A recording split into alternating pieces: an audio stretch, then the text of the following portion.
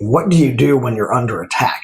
Well, if you are in a leadership position or you're trying to continue to take up a mantle of leadership, you will be attacked. And you're going to be attacked in many capacities. Sometimes it'll be just direct opposition to your cause or your ideas.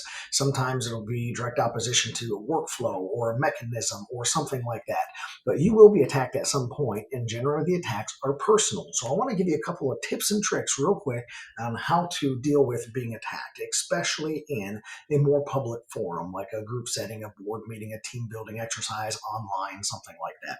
And so the first one is on you. Do not internalize that attack. Do not make it personal, make it about you, because two things are going to go up. You're either going to completely withdraw and avoid it and abandon your cause, or you're going to harden up, you're going to get really defensive and probably snap back and snip back at that person.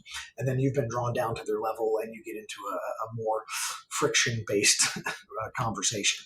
And we don't want that. So don't internalize it. The next one is clarify the attack. So if somebody says something condescending or rude or pointed or directly about you, you sit here, I'm sorry, did you mean to say that about me or about the project? Oh, were you commenting on me or the evidence or the data or the idea? And then you're going to have them clarify out loud, I'm talking about you, not the negative work product or not the data or not the results. And so what happens is when they have to vocalize out loud that they are attacking you, it changes. Everything changes. The atmosphere changes, and they are seen for what they are, a person kind of being a jerk, right? So the next thing that you want to do is you want to make them repeat themselves. You don't have to do all of these, any one of these usually, but you can make them repeat themselves. Like literally, I didn't hear you. So if somebody says, blah, blah, blah, you say, I'm sorry, could you say it again? I didn't catch that, right?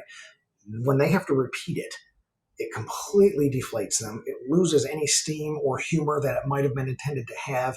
And people realize when they say their attack again, it's just like telling a joke over, having to explain a joke.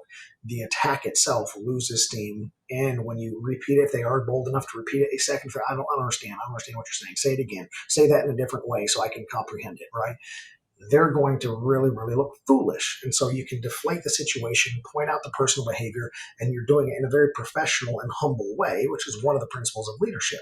So guys, you're going to get attacked. There's other tips and tricks as well, but remember, don't internalize it. Don't make it personal. Don't make it about you.